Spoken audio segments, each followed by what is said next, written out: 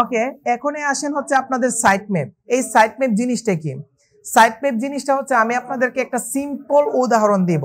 ধরেন একজন American person বাংলাদেশে আসলো, আসার পরে কুমিল্লাতে ভিজিট করতে আসবে, তখন উনি সর্বপ্রথম কোথায় আসবে? বাংলাদেশে আসতে গেলে কোথায় আসবে? ঢাকা বিমানবন্দরে। বিমানবন্দরে আসার পরে কুমিল্লা বাংলাদেশের কোন দিকে উনি কি জানে? উনি জানে না। তো উনি কি আসতে পারবে কারো হেল্প ছাড়া?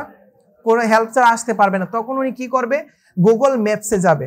গুগল ম্যাপসে যাওয়ার পরে তারপরে সার্চ করবে ঢাকা থেকে কুমিল্লা কোন দিকে। দেন হচ্ছে সার্চ করার পরে কিন্তু আমার লোকেশন দেখাই দিবে যে কোন দিকে আমার কুমিল্লা, এবং হচ্ছে এই যে ঢাকা পশ্চিমে এবং কুমিল্লা পূর্ব দিকে। দেন কোন কোণে এবং কোন বাস দিয়ে যাইতে হবে, কিভাবে যাইতে হবে, উনি কি গুগল থেকে বের করতে পারবে না? গুগল থেকে বের করতে পারবে। আচ্ছা, এটা তো বের করতে পারবে, কিন্তু ওনার কাছে ম্যাপটা থাকার কারণে উনি টার্গেট করতে পারছে ঢাকা থেকে কুমিল্লা হচ্ছে কোন দিকে? পূর্ব দিকে। এখন উনি আর পশ্চিম দিকে হাঁটবে? পশ্চিম দিকে হাঁটবে না, উনি পূর্ব দিকে হাঁটবে। একটু সামনে এসে কাউকে জিজ্ঞাসা করতে পারে যে আমি কুমিল্লা যাব, কোন বাসে তবে কিভাবে যাব। ঠিক আছে? তো এই যে ম্যাপটা দিয়ে কিন্তু উনি একটা টার্গেট করতে পারছে যে আমি কুমিল্লাতে আসবো। ঠিক তেমনি ভাবে আমি যে বলছি গুগলের যে রোবট আছে, এই গুগলের রোবটটা আমার ওয়েবসাইটে আসবে, আসার পর আমার ওয়েবসাইটে স্ক্রল করবে, ঘোরাফেরা করে সমস্ত তথ্য গুগলের কাছে নিয়ে যাবে। এই যে আমার ওয়েবসাইটে আসবে, আসার পরে ঘোরাফেরা করবে। আমার ওয়েবসাইটে কতগুলো পেজ আছে এটা কি রোবট জানে? জানে না। আমার ওয়েবসাইটের ভিতরে 1000টা পেজ থাকতে পারে, তারপরে 1000টা পোস্ট থাকতে পারে। প্রত্যেকটা পোস্টের ভিতরে আমি আবার লিঙ্ক আপ করে অন্য পোস্টের সাথে লিঙ্ক আপ করে দিতে পারি।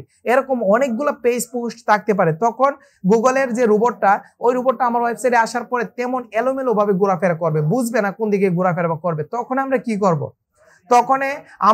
করব? আমাদের ওয়েবসাইটের মধ্যে একটা ম্যাপ তৈরি করব, যে ম্যাপের মাধ্যমে আমার ফুল ওয়েবসাইটটার কি কি আছে, কোন দিকে গেলে কি পাবে, সমস্ত কিছু নিয়ে একটা ম্যাপ তৈরি করব। ম্যাপ তৈরি করার কারণে গুগলের যে রোবটটা আছে, ওই রোবটটা আমার ওয়েবসাইটে আসবে। আসার পরে সর্বপ্রথম কার কাছে যাবে? ম্যাপের কাছে যাবে। ম্যাপের কাছে যাওয়ার পরে ম্যাপ থেকে হচ্ছে আমার ওয়েবসাইট সম্পর্কে কি করবে?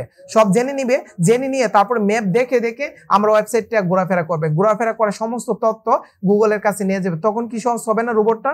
তখন কিন্তু রোবটটা এলোমেলো ঘুরতে হবে না, না ঘুরে আমার ম্যাপটা দেখে ঘুরতে পারবে। এটা হচ্ছে ম্যাপ সেটআপ। আমি আমার ওয়েবসাইটে ম্যাপটা সেটআপ করতে হবে বাধ্যতামূলক। যদি না করি তখন হচ্ছে এরকম ভাবে যদি রোবটটা আসার পরে সমস্ত তথ্য গুগলের কাছে না দিতে পারে, তখন কি হবে? আমার ওয়েবসাইটটা ইন্ডেক্স হবে না।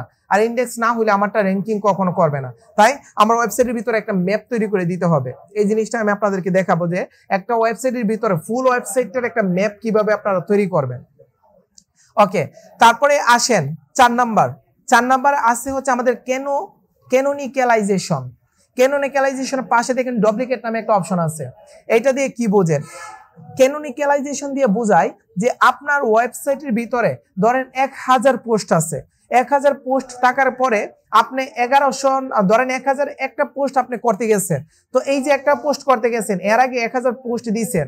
তো একটা পোস্ট করতে গিয়ে দেখলেন যে আপনি জানেন না, আপনি একটা পোস্ট করার পরে পরবর্তীতে রিসার্চ করে দেখলেন, প্রবলেম ফেস করছেন যে এই পোস্টটা এর আগে করা আছে। আপনি কি জানেন এই পোস্টটা যে করা আছে? ধরেন আপনি এতগুলো পোস্ট দিচ্ছেন, এগুলো কি মনে থাকবে কোনটা কোন সময় দিচ্ছেন? এত হাজার পোস্ট দিতেছেন, আপনার মনে থাকবে না। তখন এরকমও হয়ে যেতে পারে যে আপনার ওয়েবসাইটে একটা পোস্ট আপনি ডাবল ভাবে দিয়ে দিচ্ছেন।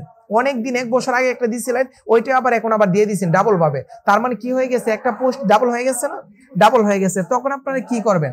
তখন হচ্ছে আপনারা করবেন হচ্ছে দেন হচ্ছে এই ডাবল যে পোস্টটা আছে, ওই পোস্টটাকে আপনাদের রিমুভ করতে হবে। রিমুভ কিভাবে করবেন? এটা কি পসিবল? কোন পোস্টটা আছে? আচ্ছা, ধরেন আমি রিমুভ করলাম, ঠিক আছে। আমি যদি জানতাম তখন আমি রিমুভ করতাম, কিন্তু আমি কি জানি যে আমার এই পোস্টটা যে ডাবল হয়েছে? হইলে কি আমি পোস্টটা দিতাম না। তার মানে আমার পোস্টটা কিন্তু এরকম ডাবল হওয়ার চান্স আছে। তখন আমি কি করব? তখন আমি আমার ওয়েবসাইটের ভিতরে পোস্টটা দেওয়ার সময় প্রত্যেকটা পোস্টের ভিতরে আমি ক্যানোনিক্যালাইজেশন সেটআপ করে দিব। এটা হচ্ছে আমাদের একটা সেক্টর।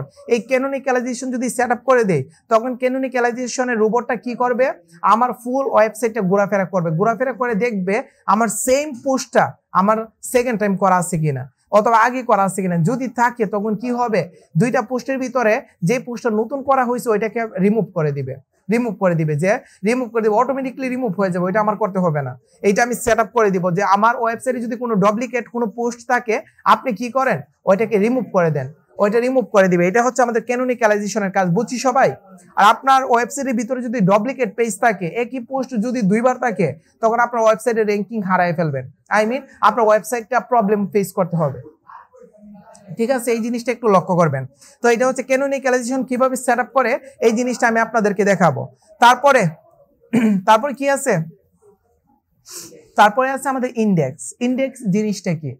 ইন্ডেক্স হচ্ছে, আমি আপনাদেরকে বলছিলাম, আমাদের তথ্যগুলা, আমাদের ওয়েবসাইটের তথ্যগুলা রোবটটা নিয়ে কার কাছে দিবে? গুগলের কাছে দিবে না? গুগলের কাছে দেওয়ার পরে গুগল কি করবে? আমার তথ্যগুলো হচ্ছে গুগলের কাছে জমা রাখবে। এই যে জমা রাখবে, জমা রাখার সময় আমাকে কি করতে হবে? ইন্ডেক্সের একটু কাজ করতে হবে। তখন এটা হচ্ছে ইন্ডেক্স, মানে ইন্ডেক্সের আমি কিছু কাজ করতে হবে জমা রাখার জন্য গুগলের হাতে, দেন এটাকে আমি ইন্ডেক্স করে নিব। এটার কিছু কাজ আছে, এটা আমি আপনাদেরকে দেখাবো। ওকে ওকে, তারপরে দেখেন স্কেমা মার্কআপ। স্কেমা মার্কআপ জিনিসটা কি? স্কেমা মার্কআপ হচ্ছে টার্গেটেড নিশ সাইট। আচ্ছা, স্কেমা মার্কআপ আমি আপনাদেরকে বলছিলাম না? স্কেমা মার্কআপ হচ্ছে আপনার ওয়েবসাইটে যে আপনি তৈরি করছেন, তৈরি করার পরে আপনার ওয়েবসাইটে কোন রিলেটেড, এটা কি গুগলকে বলে দিতে হবে না? গুগল কিন্তু জানে না। হয়তো বা এখন বলতে পারেন যে স্যার, গুগল তো আমার ওয়েবসাইটের সমস্ত তথ্য রোবটের মাধ্যমে স্ক্রল করে নিয়ে গেছে, নিয়ে তার কাছে জমা রাখছে, তাহলে আমাকে কি আবার বলে দিতে হবে নাকি আমার ওয়েবসাইটে কি? এটা কিন্তু বলে দিতে হবে। কারণ আমি যদি গুগলকে এখন বলে দিই যে আমার ওয়েবসাইটে হচ্ছে বিউটি রিলেটেড, এখন বিউটি রিলেটেড যদি কেউ সার্চ করে গুগলে, তখন আপনি কি করবেন? আমার ওয়েবসাইটকে র্যাঙ্কিং করবেন। এটাকে যদি গুগলকে বলে দেয়, এই বলে দেওয়াকে আমরা বলতে পারি স্কেমা মার্কআপ। এটা বাধ্যতামূলক। এটা যদি বলে না দেই, তখন কিন্তু গুগল বুঝে না তেমন যে আমার ওয়েবসাইটে র্যাঙ্কিং করতে হবে, আমার ওয়েবসাইটে কোন রিলেটেড দেন, ভালো বুঝবে না। এই জিনিসটা আমাদেরকে ভালোভাবে ফোকাস রাখতে হবে। এটা হচ্ছে স্কেমা মার্কআপ, এটা করে নিতে হবে। তারপরে আসেন মোবাইল ফ্রেন্ডলি। মোবাইল ফ্রেন্ডলি হচ্ছে আপনি যে ওয়েবসাইটটা তৈরি করবেন, আপনার ওয়েবসাইটে কিন্তু শুধু ল্যাপটপের জন্য তৈরি করলে হবে না। আপনার ওয়েবসাইটটা ডেস্কটপ, তারপরে বড় মনিটর, তারপরে মোবাইল ডিভাইস, অনেক ডিভাইসে দেখবে না? অনেক ডিভাইসে দেখবে। তখন কিন্তু আপনাকে মোবাইল ফ্রেন্ডলি করে নিতে হবে, মানে রেসপন্সিভ করে নিতে হবে ওয়েবসাইটটাকে। আর আপনারা দেখছেন, আমি কিন্তু কয়েকদিন আগে ওয়েবসাইট অডিট আপনাদেরকে দেখিয়েছিলাম। দেখানোর পরে কিন্তু আপনারা দেখছিলেন যে একটা ওয়েবসাইটে বেশিরভাগ ট্রাফিক কিসে আসে? মোবাইলে আসে না? মোবাইলে আসে। এই কারণে মোবাইল ফ্রেন্ডলি আপনাকে ভালোভাবে করে নিতে হবে, রেসপন্সিভ করে নিতে হবে। এই জিনিসটা আমি আপনাদেরকে দেখাবো কিভাবে মোবাইল ফ্রেন্ডলি করে নেবেন। তারপরে আসেন এইচরেফ ল্যাঙ্গুয়েজ, মাল্টিপল ল্যাঙ্গুয়েজ। এটা দিয়ে কি বোঝানো হয়েছে? আচ্ছা, এটা দিয়ে বোঝানো হয়েছে আপনার যে ওয়েবসাইটটা আছে, আপনার ওয়েবসাইটটা গুগলের কাছে যে তুলে দিবেন, তখন গুগলকে বলে দিতে হবে যে আপনার ওয়েবসাইটে কোন ল্যাঙ্গুয়েজে ক্রিয়েট করা আছে ওয়েবসাইটটা। তখন ওই ল্যাঙ্গুয়েজে ক্রিয়েট করা, মানে আপনার যদি ইংলিশে ল্যাঙ্গুয়েজে ক্রিয়েট করা থাকে ওয়েবসাইটটা, তখন গুগলের কাছে যদি আপনি গুগলকে বুঝাই দেন, তখন গুগলে যারা ইংলিশে সার্চ করবে, তখন আপনার ওয়েবসাইটে উপরে নিয়ে যাবে, বলবে ওইটা ইংলিশ কন্টেন্ট। আবার যদি আমি গুগলকে বলে দেই যে আমার কন্টেন্ট তো বাংলা, তো আপনি বাংলাতে এটা কি করবেন? যারা বাংলাতে সার্চ করবে তাদের কাছে নিয়ে যাবেন। তখন কি যারা ইংলিশে সার্চ করবে তাদের কাছে নিয়ে যাবে? যাবে না। আবার যদি চাই যে আমি গুগলকে বলবো আমার ওয়েবসাইটে বাংলা, ইংলিশ, আরবি, ফার্সি সব ভাষায় আছে, ঠিক আছে, সব ভাষায় আছে, যে কোনো ভাষায় কেউ যদি সার্চ করে আমার রিলেটেড, তখন আপনি কি করবেন? আমার ওয়েবসাইটটা উপরে নিয়ে আসবেন। তখন বুঝাই দিতে হবে। তার মানে গুগলকে কি করতে হবে? আমার ওয়েবসাইটের ল্যাঙ্গুয়েজটা কি, এই জিনিসটা আমার বুঝাই দিতে হবে। এইটাও আমার টেকনিক্যাল এসইওর একটা ধাপ, বুঝছি সবাই? ওকে, তারপরে আসেন হচ্ছে ওয়েবসাইট স্পিড অপটিমাইজেশন। এটা দিয়ে কি বোঝেন? ওয়েবসাইট স্পিড অপটিমাইজেশন বলতে বোঝায় আপনার ওয়েবসাইটে যে আছে, এর আগে আমি একটা উদাহরণ দিয়ে নেই। ধরেন আপনাদেরকে বললাম আপনার এই ওয়েবসাইটে, আচ্ছা আপনার কোন একটা ওয়েবসাইটে গেলেন, যাওয়ার পরে ওয়েবসাইটে ক্লিক করলেন, ক্লিক করার পরে ওয়েবসাইট যদি লোডিং হইতে থাকে, তখন কি ওই ওয়েবসাইটে বেশিক্ষণ থাকবেন? বের হয়ে আরেকটাতে যাবেন না? আরেকটাতে যাবেন। তার মানে ওয়েবসাইট স্পিড অপটিমাইজেশন বলতে বোঝানো হয়েছে আপনার ওয়েবসাইটটাতে যদি কেউ যদি ক্লিক করে, ক্লিক করার পরে আপনার ওয়েবসাইটটা যে ওপেন হবে, ওপেন হইতে লোডিং এর কি অবস্থা, লোডিং যদি বেশি সময় ধরে লোডিং হয়, তখন কিন্তু আপনার ওয়েবসাইট বেশি ট্রাফিক থাকবে না। আর যদি ক্লিক করার পরে সাথে সাথে আপনার ওয়েবসাইট ওপেন হয়ে যায়, তখনই কিন্তু কি হবে? ট্রাফিক থাকবে। তো আমাদের ওয়েবসাইট স্পিড অপটিমাইজেশন করে নিতে হবে, এটা বাধ্যতামূলক। স্পিড অপটিমাইজেশন যদি করে নেই, তখন কেউ যদি আমার ওয়েবসাইটে আসে, তখন ইনস্ট্যান্ট ভাবে আমার ওয়েবসাইটে প্রবেশ করতে পারবে। এটা হচ্ছে ওয়েবসাইট স্পিড অপটিমাইজেশন, ঠিক আছে। তারপরে লাস্ট অফ অল হচ্ছে আমাদের HTTPS। HTTPS জিনিসটা কি? এর ফুল মিনিং হচ্ছে hyper text transfer protocol secure. এটা দিয়ে বোঝানো হয়েছে, দেখেন আমরা যখন একটা ওয়েবসাইট তৈরি করি তখন আমাদের ওয়েবসাইটে একটা ডোমেইন নাম লাগে না? এই ডোমেইন নাম কি আছে? https://www. ধরেন ওয়েবসাইটের নাম .com, এরকম আসে না? এরকম আসে।